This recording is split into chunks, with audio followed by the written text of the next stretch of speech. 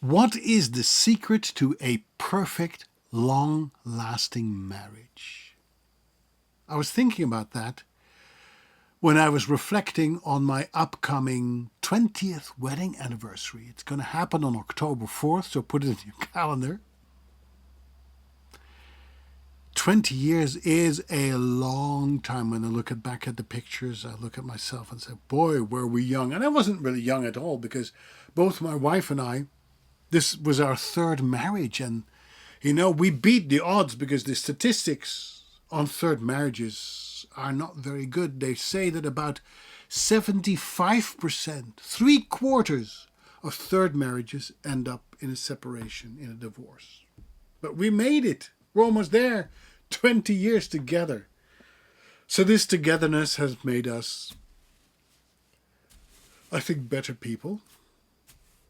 It has made our life so much better. I mean, I speak for myself, but I think I know that my wife agrees with me. At least I hope she does.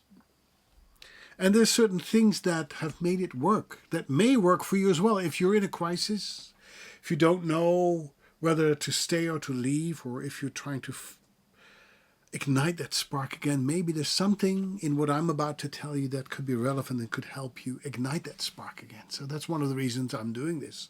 Plus, I want to really look back and find out what the key ingredients are in our marriage mix. And when I say marriage, I really should say long-term relationships, because I don't care about an official status of a relationship. I know people who are in a 20-year relationship who've never got married, and they're doing better than ever. And I know people who've been married for 20 years and they're making each other's lives miserable. So let's talk about the secrets to a long-lasting relationship, okay? I think that the last time I talked about that you have to be able to put up with each other's flaws, knowing that no one is perfect. We have this romantic idea when we first get together, and that our partner is perfect, and then throughout time you discover each other's deficiencies and mistakes that you make, and hopefully you can learn and grow from them. But some people never overcome even the most basic of mistakes, and they say, oh my gosh, I made such a mistake marrying you. I thought you were this person, and you're not that person at all. So you need to put up with each other's flaws, knowing that no one is perfect, that you are not perfect, that you are and always will be a work in progress. But the great thing is, when you're in a relationship, you can work on it together. You can make each other better. And I think that's one of the most wonderful things that has come out of my marriage, because I know, people have commented on it, that I'm definitely a better man because of my wife. And I hope she can say the same thing about herself, that she's a better person because she's with me. One of the secrets is, I think, that we have a lot of things in common, but also many things that we don't have in common. So you do need to have some synergy, some commonality. So my wife and I first bonded, I think, over classical music. She's a classical musician. She plays the piano and flute. And at one time in my life, I wanted to become a professional musician. And I studied musicology. I went to conservatory for a little while. And then I decided to change careers. But I still have this firm love and basis for music, this knowledge and appreciation. Classical music mainly, but also jazz, and there's some pop music that we bond over as well. So that's something we have in common. We both love to travel. We love being with people. We love the good life, We love arts. We love going to a museum and then sit just in front of one painting and be quiet, just be quiet next to one another for half an hour and take the whole painting in. We can be in the moment together. We can look at each other, and without words, we can say a lot. I don't know if you've ever had that moment, when you just stare into each other's eyes. And even though I firmly believe that we cannot mind read, we cannot know what's going on between someone else's ears, I do believe in this strong connection, this connection that does not need words. And you need to have that feeling, that gut feeling, that no matter what happens, I've got your back. I'm here for you. You're here for me. And just with a gesture, with a look, with a sound made, with a sigh, that can be enough. That can be enough communication. I think good couples can debate each other endlessly, but they also can be quiet together. And I think we're very good at being quiet together. I mean, we talk about things endlessly, endlessly. And the great thing is we don't have to agree, because if two people agree on everything, one of them is redundant, right? So you need to have these commonalities, but also things that separate you. Because, for instance, I look at life mostly in a big picture kind of way. I'm a very much a generalist. I look at the big picture. My wife is very, very detail oriented. So both of us bring something to the table that we can use. I mean, one thing is not better than something else. It's just in a different context, one type of focus is better than another. My wife is very much into numbers. She loves numbers. And I love words. One thing is not better than the other, but we complement each other. When she needs somebody to write a blog for her website, for instance, or to do some posts on social media, I'm the wordsmith. I'll take on that task gladly. And when we need someone to do our books, she's the one, because she's so good at it. I stink at numbers. So if I would do the books, I would make a mess of it.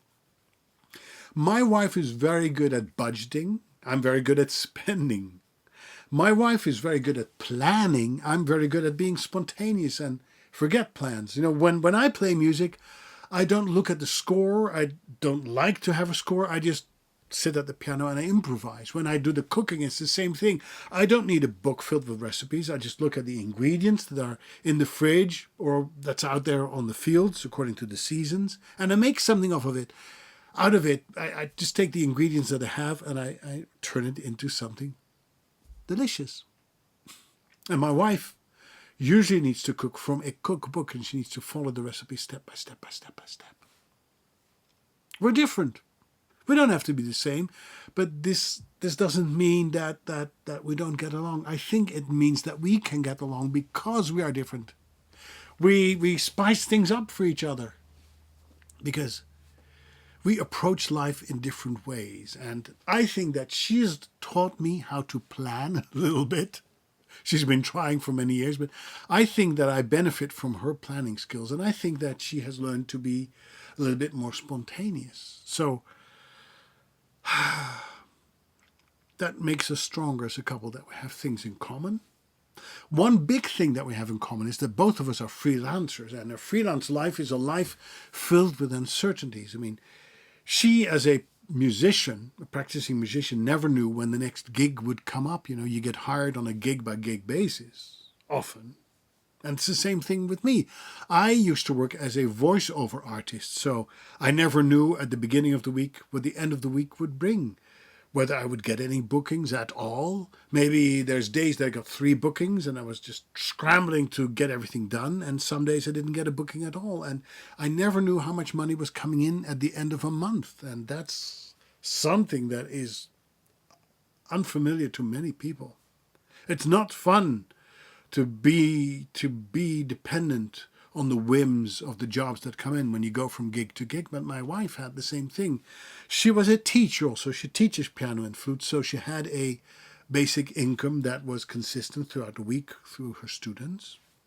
But there was a big part of her income that was inconsistent and unpredictable. So both of us had to learn to live with unpredictability and be okay with that, because for many people, when life is unpredictable, that causes a lot of stress. Well, we knew from the way we had been living our lives that we could deal with that stress, and that the big predictor in our life was our own ability to work the way we wanted to work and to make an income in spite of all the uncertainty. So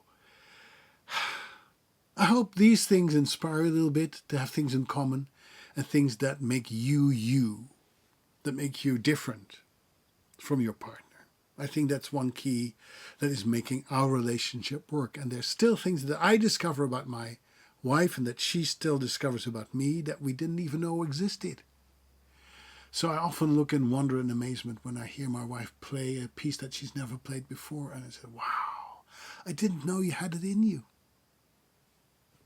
Life is full of surprises, so keep on surprising each other, okay? I hope this helps. See you soon.